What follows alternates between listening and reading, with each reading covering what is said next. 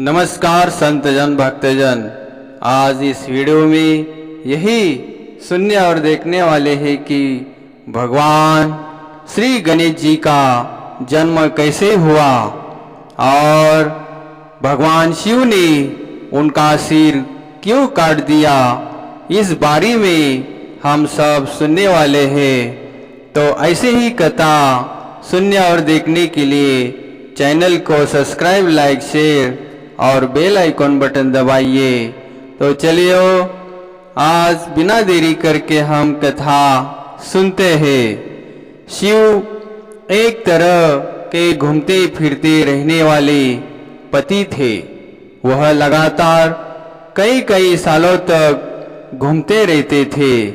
वे कहीं भी चले जाते थे। उन दिनों कोई सेल फोन और ईमेल नहीं हुआ करता, इसलिए जब वह जाते थे तो पार्वती का उनके कोई संपर्क नहीं रहता था और वह काफी अकेलापन महसूस करती थी। साथ ही शिव की प्रकृति को देखते हुए उन्हें मानव मूल का नहीं यक्ष रूपी माना जाता था। इसीलिए पार्वती उनके बच्चे को जन्म नहीं दे सकती थी। तो अपने अकेलेपन और इच्छा के कारण और मातृत्व भाव की वजह से उन्होंने एक शिशु को बनाने और उसमें प्राण फूंकने का फैसला किया। उन्होंने अपनी एक चीज ली, अपने शरीर पर लगे चंदन के लेप को तेल के साथ मिलाकर एक शिशु का रूप दिया और उसमें जीवन डाल दिया। यह भले ही दूर की कौड़ी लगे, लेकिन आजकल विज्ञान में भी इस तरह की चर्चा होती है। अगर कोई आपसे एक एपिथेलियन सेल ले ले तो किसी दिन हम उसमें आपका कुछ बना सकते हैं। पार्वती ने उसमें प्राण फूंक दिया और एक बच्चे ने जन्म लिया।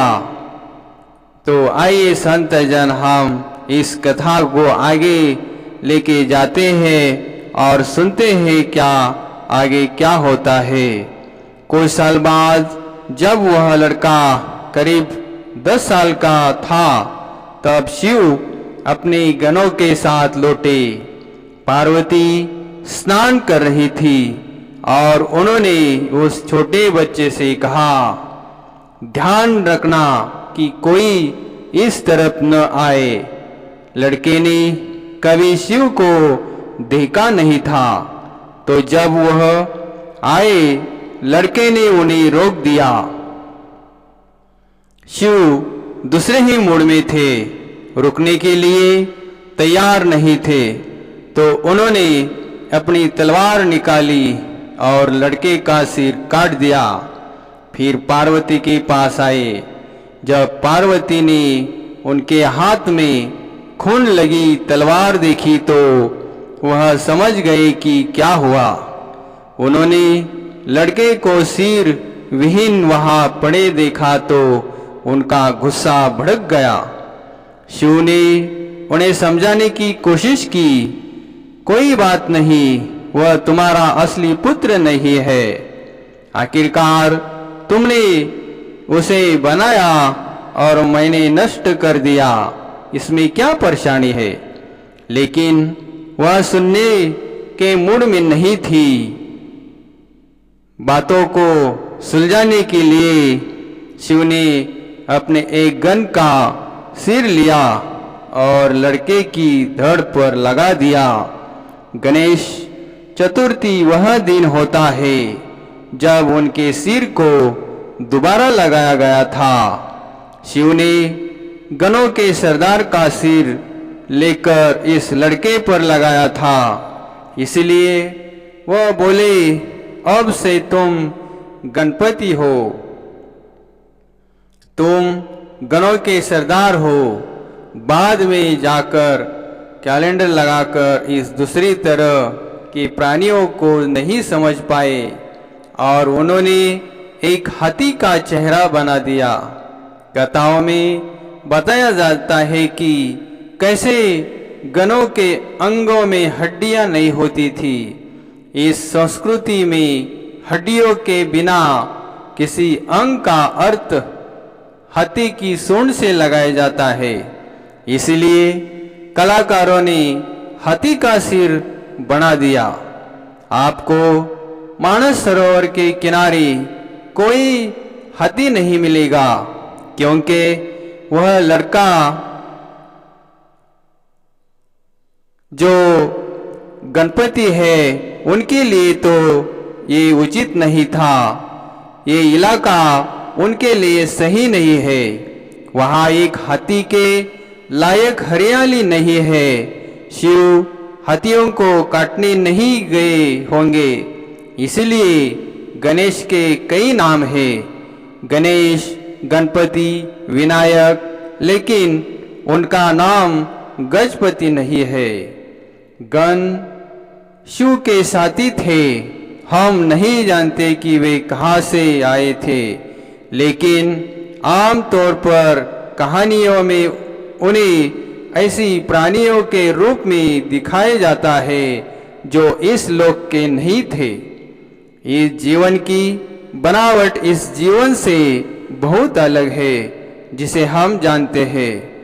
आजकल आधुनिक बायोलॉजी साफ साफ कहती है कि एक कोशिका वाले जानवर से जीवन के सभी जटिल रूपों और मनुष्य की रचना हुई, लेकिन जीवन की मूलभूत प्रकृति वही है, उसमें बदलाव नहीं हुआ है।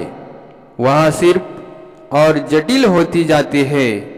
लेकिन गणों के जीवन का बनावट हमारे जैसे नहीं थे। वे धरती पर नहीं बने थे और उनके अंग बिना हड्डियों के थे। अगर आप अपने शरीर को अलग अलग तरीके से इस्तेमाल करना चाहे, अगर आप आसान करते हैं तो आप सोचने की है कि काश आपके शरीर में हड्डियां ना होती।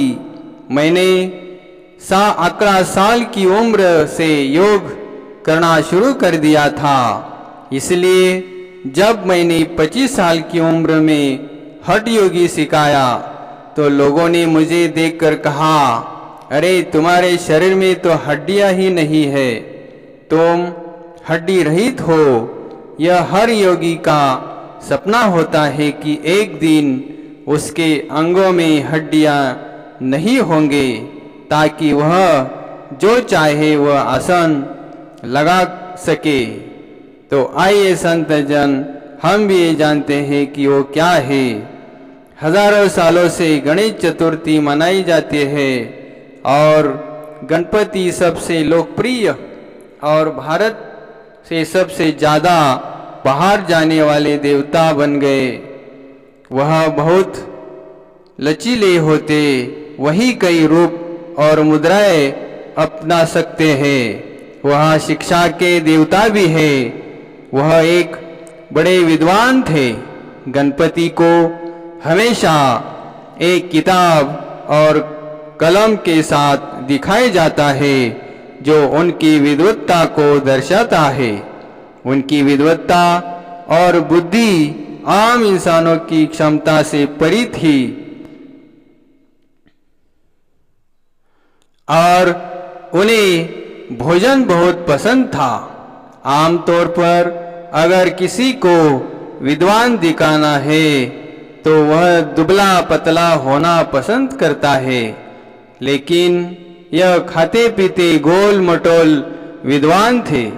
इस दिन आमतौर पर लोग मानते हैं कि आपको बस अच्छा खाना चाहिए। लोगों ने सिर्फ उनका मोटा पेट देखा, लेकिन नए सिर के उसमें बड़े दिमाग को नजरअंदाज कर दिया। वह सबसे महत्वपूर्ण है। उनका पेट बाद में मोटा हुआ। शायद इतने बड़े सिर के साथ उनका चलने का मन नहीं करता था, लेकिन महत्वपूर्ण है कि उनकी बुद्धि बढ़ती रही। तो यह दिन सिर्फ खाने का नहीं है, इस दिन आपको अपनी बुद्धि को बढ़ाना चाहिए, पेट को नहीं। सभी योग अभ्यास एक तरह से इसी बारे में है कि अपनी बुद्धि को एक जगह अटका हुआ नहीं होना चाहिए। ऐसे हजारों उदाहरण हैं जहां लोगों ने सरल आध्यात्मिक अभ्यासों से कई अलग अलग रूपों में अपनी बुद्धि को बढ़ाया। चिंता मत कीजिए, आपकी सूंड नहीं निकल आएगी, लेकिन आप बुद्धि को और बढ़ाने की कोशिश कर सकते हैं। तो संत जन, हमें भी यही सीखना है कि एक कथा से मानवता ने हमेशा अच्छे लोगों को पैदा करने की दिशा दी, काम करने की बड़ी गलती की है। हमें अच्छे लोगों की जरूरत नहीं है, हमें समझदार लोगों की जरूरत है। अगर आपके पास समझदारी है तो आप सही चीज करेंगे, और लोग मूर्खतापूर्ण चीजें इसलिए करते हैं क्योंकि उनके पास समझदारी नहीं होती। चालाकी कोई बुद्धिमानी नहीं है। बुद्धिमानी का मतलब चतुर हो नहीं है।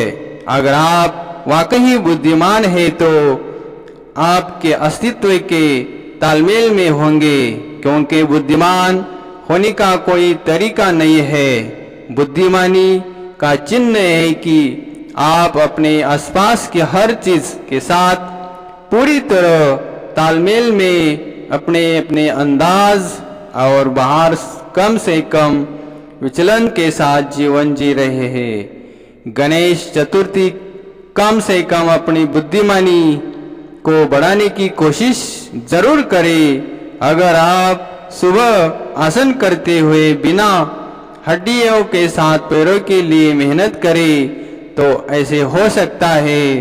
तो संत जान भक्त जान, हम यही कथा से सीखना है कि हमें योग याग तपस्या ये सब करने के लिए, और जैसे ही हमें ये कथा सुनने मिली तो संत जान हम ध्यान में रखते हुए ये कथा अपने जीवन में उतारे, क्योंकि ये कथा जो भी है हमें यही सिखाती है कि हम किस तरह भक्ति करें और किस तरह भगवान की लीला जाने।